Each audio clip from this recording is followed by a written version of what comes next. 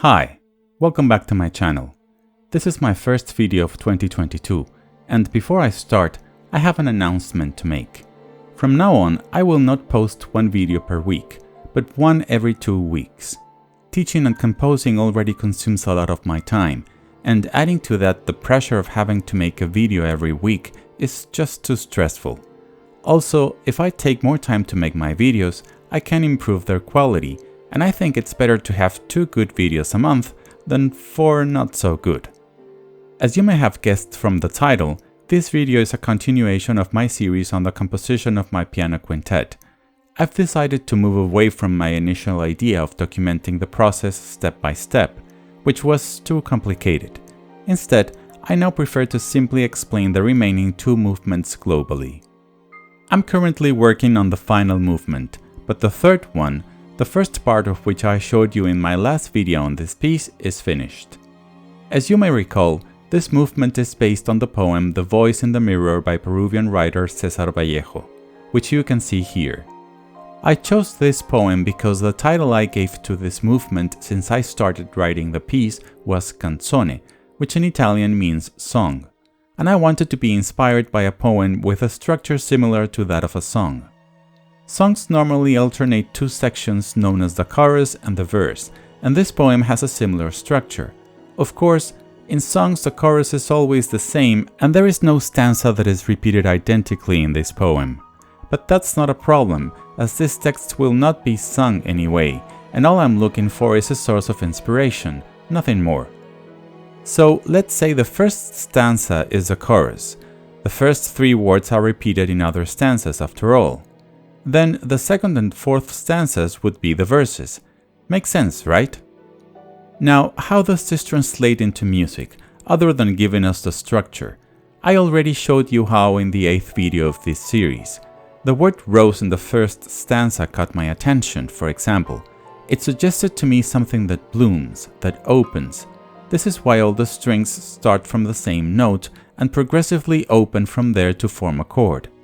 The word illuminate suggested a high register to me, and together with the word mirage from the first line, it gave me the idea for what the piano does. Imitate the strings, but not strictly, and incorporate the high register of the instrument, therefore illuminating the passage. Other important words in the following stanzas are perfumes, flue, and middle from the second, onward from the third, and lastly foot, elephants, buzzing, and boil from the fourth. Of the 5th stanza, I only took into consideration its length, as you'll see in a moment. I'll go section by section, pointing out interesting details about each one. The first section repeats the same idea 3 times, but with slight variations. First, the strings start on the note A, because the poem says blue rose, and as I explained in my previous video, I have synesthesia, and for me the note A is blue. From there, the instruments move away from each other until the first violin and cello reach the interval of a 12th in measure 3. Next, the piano imitates the strings, but not strictly, it's a mirage, and we reach a kind of plateau, a few measures that serve as an interlude before the next repetition of the idea, which begins at measure 9. The process begins again, but this time from the note C, and the final interval between the outer voices is much wider. It's 2 octaves plus a 5th. The piano goes back to imitating the strings, but not exactly like the first time. In other words, it's not simply a transposition of the first imitation.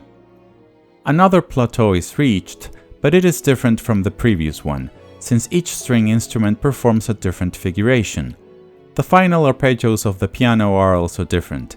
This time they are written in triplets, and the passage is longer, which makes the precise point of return to the idea less predictable. The 3rd time this idea is repeated, it starts in E flat, and now the final interval between the first violin and the cello is 3 octaves plus a 5th, wider than the 2nd time. The imitation on the piano, instead of being written in triplets, is now in 16th notes, and the total duration is again short. The final plateau is also different. The roles of the strings and the piano are reversed, and instead of staying in the same register, the music slowly descends until it reaches the start of the next section.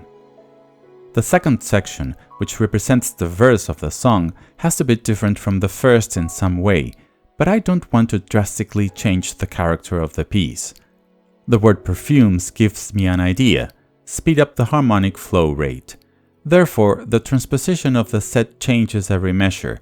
The word flue inspires me to use rising and falling arpeggios on the piano. By way of contrast, the strings remain static in terms of their register, but with the use of syncopation I introduce some rhythmic counterpoint. The poem mentions the middle of the root, so I decide to reverse the roles midway.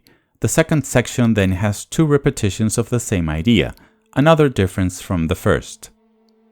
We now come to the first repetition of the first section, the chorus. In the poem, the number of words in the corresponding stanza is less than in the first one. Looking forward, the final stanza is even shorter, so I have an idea. Compress this repetition of the first section a bit. Also, the word onward, repeated twice in a row in the poem, is another suggestion to me that this repetition of the first section should be shorter. I also have a second idea to make this repetition different. Reverse the movement of the strings. Make them start in a very open chord and progressively move their parts inwards until they reach unison.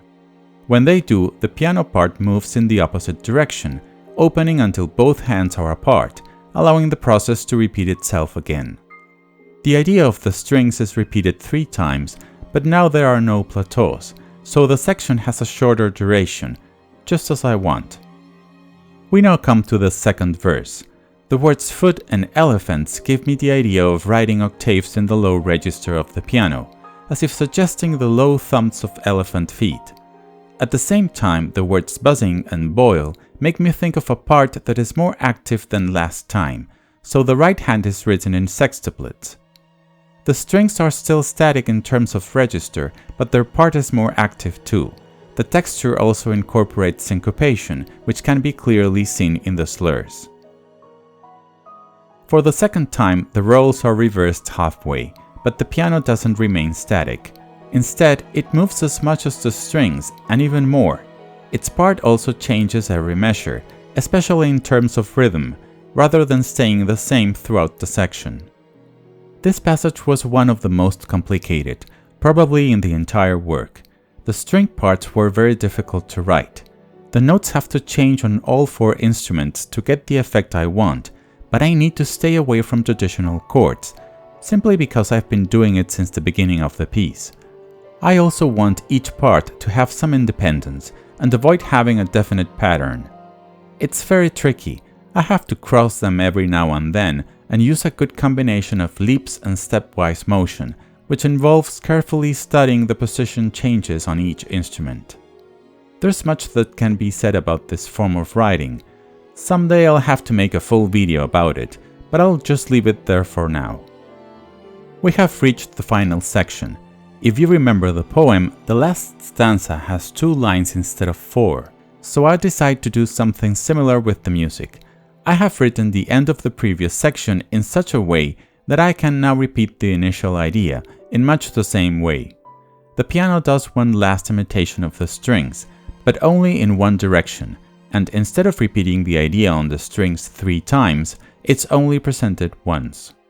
Then there's a gradual descent in all instruments until the final chord is reached, which is repeated in syncopation between the strings and the piano as the music comes to an end. That's all I have to say about this movement. I will not play it because, as I said before, I no longer like to show sequences of my music on YouTube. Anyway, you've been listening to it softly in the background the entire time. Hopefully, the piece will be premiered in the near future and you'll be able to hear it performed by live musicians. Better than a computer mock-up, don't you think? That's all for now. In the next video on this piece, I'll show you the 5th and final movement.